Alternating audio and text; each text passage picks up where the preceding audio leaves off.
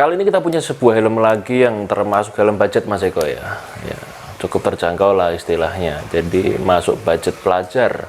Seperti yang kalian lihat di sebelah ini adalah Jitsu JS1 ya, tipenya Jitsu JS1. Tapi sebelum kita bahas, kita bumper dulu guys. Sahabat kepala Anda. Pasti nggak tahu itu apa ya, bumper dulu.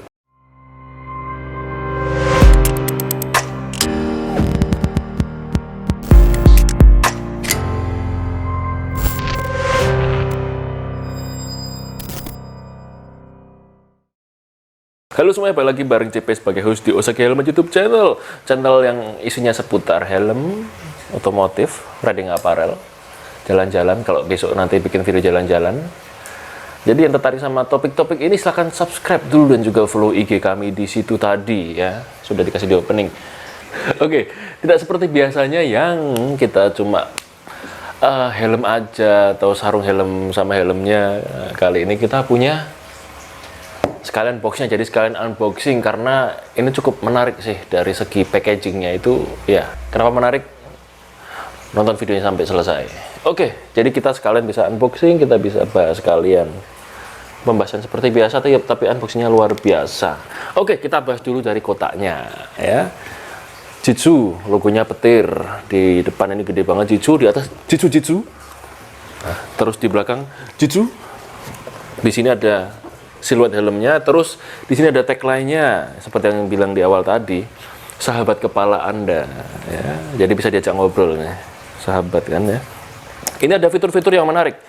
Ada scratch resistance, UV protection, aerodynamic dan SNI ya. Nih. Nanti tak zoom guys, tenang aja, kelihatan. Oke, kita buka. Size cuma ada 3 ya. Oh iya, di boxnya juga ada keterangan size-nya, MLXL, tapi di dalamnya beda lagi. Ya, buka aja ya. Kita buka dari, hah? Ada. Di dalam itu size-nya lebih dari ini guys. Ini pakai pisau dapurnya Mbak Rini. Siapa Mbak Rini? Nggak mau saya sebutkan biar nggak terkenal. Mau numpang tenar ya? Tidak semudah itu Eko. Kok susah? A few moments later.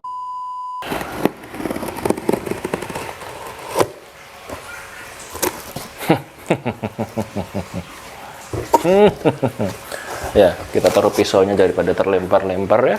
Oke. Kardusnya tebel. Bisa dipakai buat alas tidur kalau kalian diusir istri.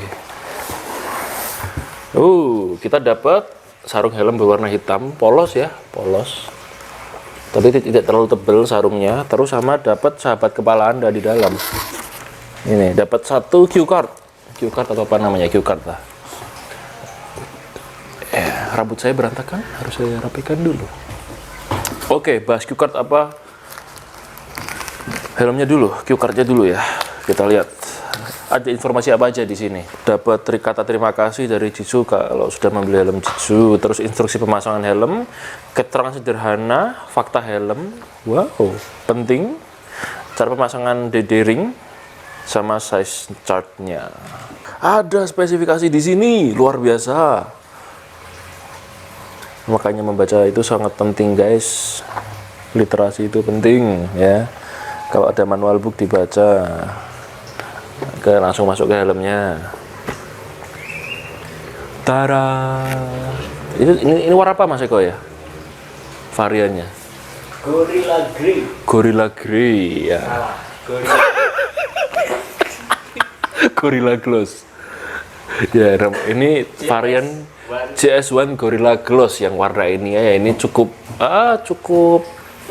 apa namanya, cukup favorit ya warna ya kayak gini ya. Selain warna pearl white. Nah, selain warna pearl white, ini warna yang favorit. Oke, seperti biasa kita akan bahas dulu dari spesifikasinya. Materialnya pakai ABS. Karena di sini tertulis ABS guys. Ya, ini materialnya ABS dan memang cukup kokoh. Kalau tadi kalian lihat di kardusnya, size-nya ada 3 ML sama XL, tapi kalau keterangan di visor ada banyak guys, dari S sampai double XL, tapi ada nggak yang gede mas? Berarti cuma yang di kardus ya yang valid ya? Ya. Jadi ukurannya yang valid cuma ada ML sama XL, begitu. Oke, kita ke visornya, nggak ke visor sih, ya ke visor nggak sih? Oke, setelah membahas soal bahannya ya, dan sama size tadi, kita masuk ke beratnya. Nggak tahu, karena nggak ada ya. Oh ada. Ternyata beratnya 1412 gram, nanggung sekali, tapi ya it's okay lah. Bukan yang teringan tapi masih oke. Beratnya 1,4 kilo. Terus standar safety yang disematkan di helm Jiu GS1 ini ada satu, yaitu SNI aja di sebelah sini. Terembos dengan cukup oke, nggak masalah. Oke, itu soal spesifikasi ya, spesifikasi. Terus kita masuk ke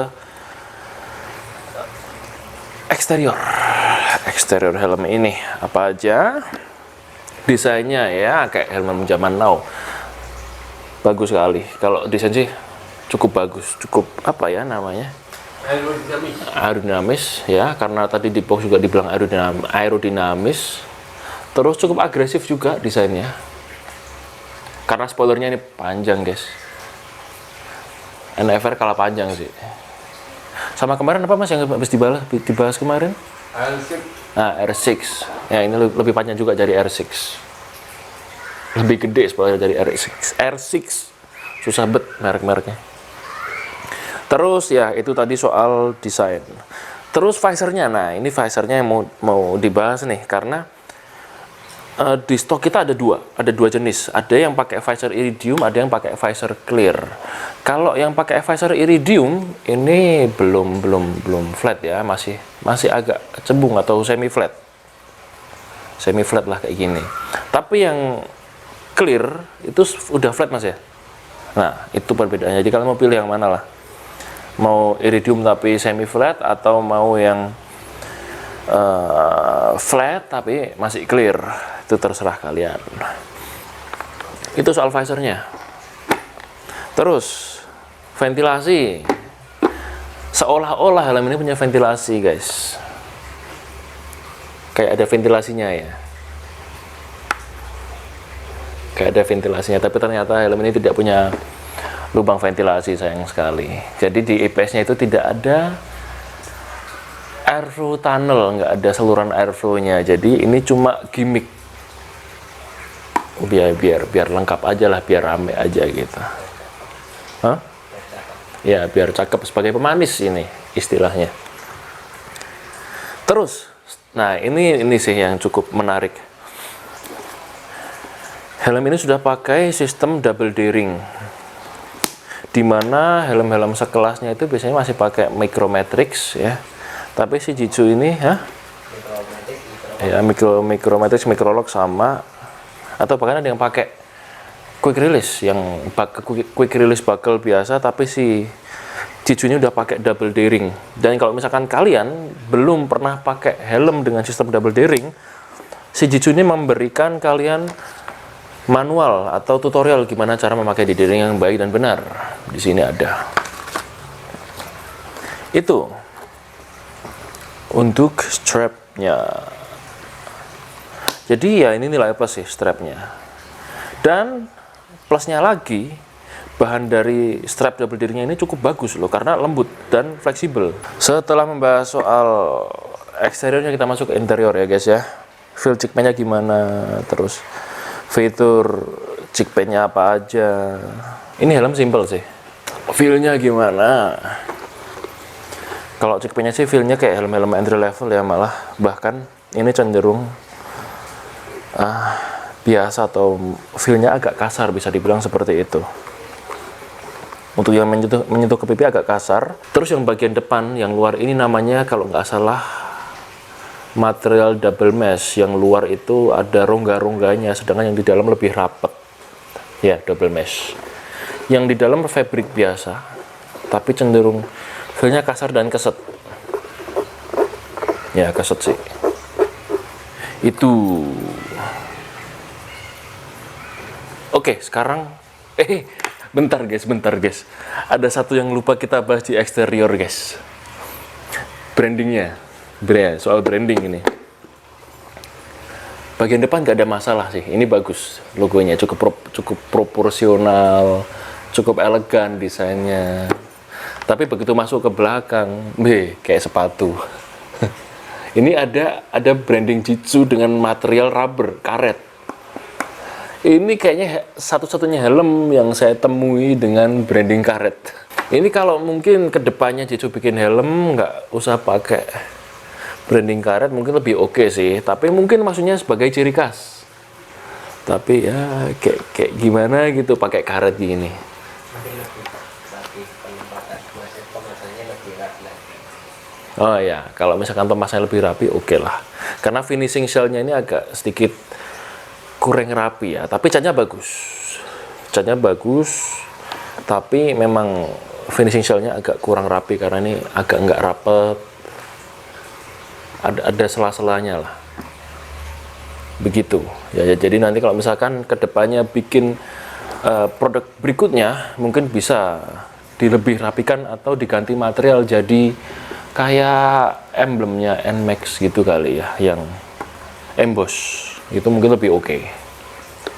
Oke, kita lanjut ke mencoba helm ya guys ya, karena tadi material sudah dibicarakan, sekarang feel-nya.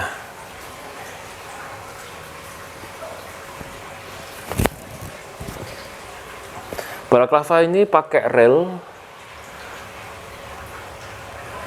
yang sudah pernah dibahas di video sebelumnya, silahkan cek link di situ. Dan kalau kalian mau beli balaclava bisa ke Osaki Helmet juga, kita ready. Tapi untuk mereknya apa silahkan kontak dulu.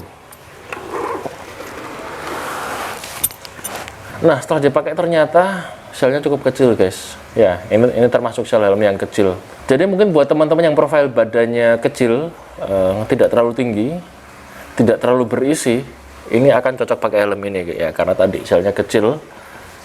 Dari depan kelihatan ramping juga, dari samping juga kelihatan oke sih. Tapi ini helmnya terlihat sangat cakep kalau dilihat dari samping. Cakep sih dari samping. Untuk panjang visor, ya pas, cukupan, sudah menutupi dagu tapi nggak terlalu banyak space-nya.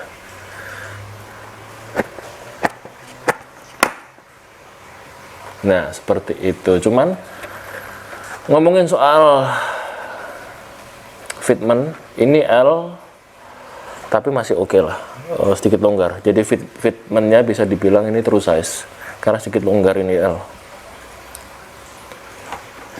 Di kuping sih cukup oke juga, tidak ada ganjelan yang berarti. Terus untuk pengguna kacamata juga masih cenderung nyaman. Terus walaupun ini nggak ada fitur intercom ready, tapi mungkin kalau kalian mau pasang speaker intercom masih nyaman ya, karena space dari sini ke sini, dari busa ke shell itu masih cukup dalam. Jadi ya mungkin masih cukup nyaman.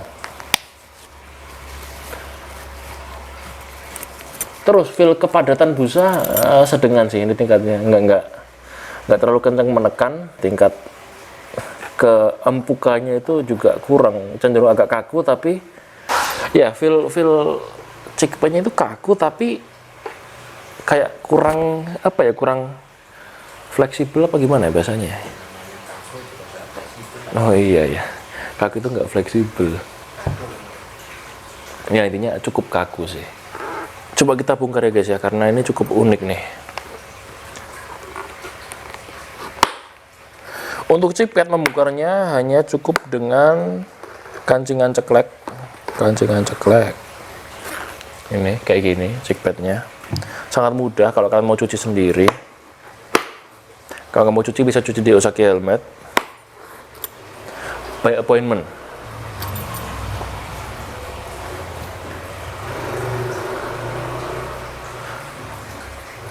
Nah, untuk crown padnya sih yang belakang ini normal ya, pakai kancingan juga.